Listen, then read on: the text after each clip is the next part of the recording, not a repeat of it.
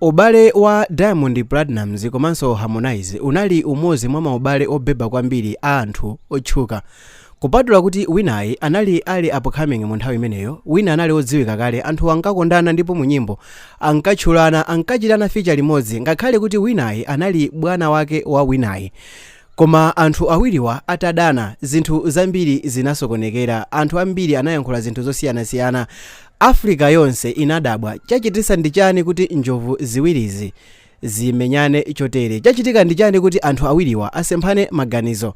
Mu siku la lero video iyi ikamatha mukhala mutadziwa zifukwa zenizeni zimene zinampangisa kuti Harmonize asiye Wasafi Records adane ndi Diamond Platnumz. Zina langa ndine Sam Mavita, tiyeni tikhale limodzi. Kaswiri oyimba nyimbo za chamba cha Bongo Flava, Harmonize anabwera poyera kuuza anthu za zomwe zinachitika kuti iyeyo atuluke mu mgwirizano wa zaka 10 umene unalipo pakati pa iyeyo ndi Diamond Platnumz komanso Wasafi Records. Pamene Harmonize anayamba kukondedwa kwambiri ku Tanzania, kampani ya Wasafi inayamba kumaganiza ngati kuti Harmonize ndi chiopsezo kwambiri kwa Diamond Platnumz. Iwo ku Wasafi amakhulupirira kuti Diamond ndi boss ndipo akuyeneka akhale pamwamba, ndi aliyense otchuka ku Tanzania amaonesesa kuti ayambane ndi Diamond Platnumz. Oyimba onse omwe anayambanapo ndi Diamond amakhala okhawo amene aboleza, koma ngati oyimbayo ali upcoming, Diamond samakhala ntchito kwenikweni, amatha kukhala nzake, azimba naye limodzi, asecheza naye, zilibe ntchito. Koma oyimba ngati Ben Paul komanso Ali Kiba ndi ena mwa oyimba amene anadanapo ndi Diamond Platnumz. Kusagwirizana kwa Diamond ndi Platnumz ku Wasafi Records kunabwera pamene Harmonize anali ndi tour yoyendera maiko osiyanasiyana nkumakayimbapo, kuphatikizapo ku Nigeria, komanso kupanga kwake collaboration ndi anthu otchuka maiko osiyanasiyana. Nkhani ina monga mwachizolowezi inali nkhani yokhuzana ndi ndalama ina iliyonse imene Harmonize wapanga mu nyimbo zake, kaya wagulisa nyimbo, kaya wapanga m'mashow, kaya pachina chilichonse chimene chili chokhuza ndi ndalama imene yabwera mthumba mwa Harmonize. Mgwirizano wawo unali wakuti azitenga ndalama yokwana 60% ndi kumpasa Diamond. Izi zinakhala zikuchitika kwa nthawi yayitali, ngakhale kuti mkuluyu ankapanga ndalama zochuluka. Izi zinayamba kumpweteka chifukwa chakuti nthawi zina music video yake kapena mu nyimbo zake sankapasidwa ma resources okwanira, ankatenganso ndalama ya mthumba mwake ndi kuti azitukulira luso lake. Nawo pomatenga 60% zinayamba kusamamumvekera bwino mkulu ameneyo. Nkhani ina inali yokhuza ndi ufiti.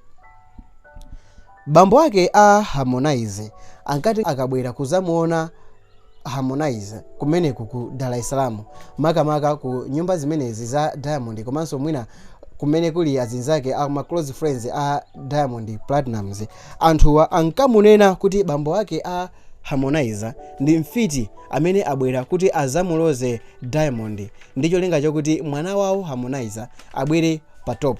Iyeyi anakhala akukangana ndi anthu kumene ku kampani ya Wasafi. Guys, for real? Ndi mukufuna bambo anga samabwere? Like guys, come on, bambo anga ndokonda zopemphera angafunire nji kupha nzanga kuti cholinga chokuti ndibwere pa top. Are you serious? Wow. Chinanso chinali chakuti analipiritsidwapo ndalama yokwana 5.8 million kwacha pochita collaborate ndi Ricardo Banks. Iyeyo atapita ku Nigeria anakapanga collaborate ndi oyimba otchedwa Ricardo Banks. Izizi zinali out of contract yawo.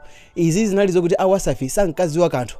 Atamva Wasafi anamukira kwambiri mkuluyu ndipo anamulipirisa ndalama yokwana 5.8 million kwacha.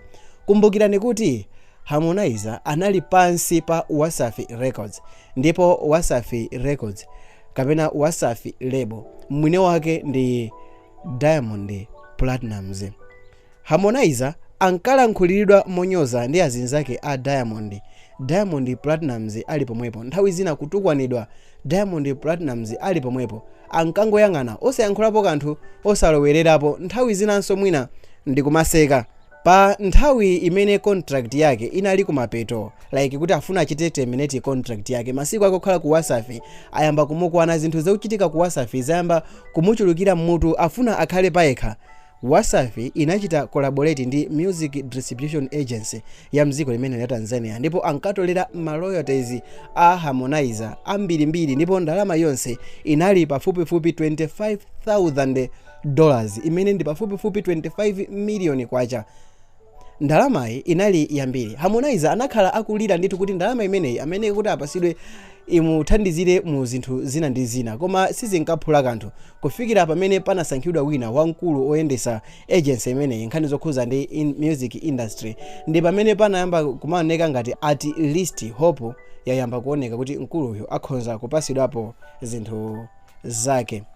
Pamene ankatuluka ku Wasafi mchaka cha 2019 pothesa contract yake ya zaka 10, ndipo contract iyeyo anayithesa mu chaka cha namba 4, Harmonize analipiritsidwa ndalama yokwana 25 million shillings imene ndi pafupifupi 262 million Malawi kwacha.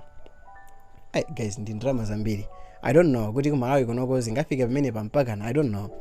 Pamene anatuluka ku Wasafi mchaka cha 2019 anapanga naye music label yake imene amayitchula kuti Konde Music Worldwide, imenenso naye panopa ali ndi oyimba ake amene anawasaina. Harmonize anaziwika mu chaka cha 2016 ndipo anakhala star chifukwa cha Diamond komanso Wasafi Records. Iyeyo amayankhula kuti alibe mangawa ena aliwonse ndi Diamond. Atafunsidwa ngati amacheza nawo, anayankhula kuti nthawi zina mwa apo ndi apo amatha kuyankhulana, ndipo iyeyo alibe mangawa ena aliwonse ndi Diamond Platnumz, ndipo kuti akhonza kumenya kolabo patakhala kuti pali kufunikira kotero. Izi ndizo zifukwa zimene zinapangisa kuti Harmonize achoke ku Wasafi Records. Mbiri yonse ya Diamond Platnumz video yake ndi iyi, ndipo mbiri yonse ya Harmonize video yake ndi iyi.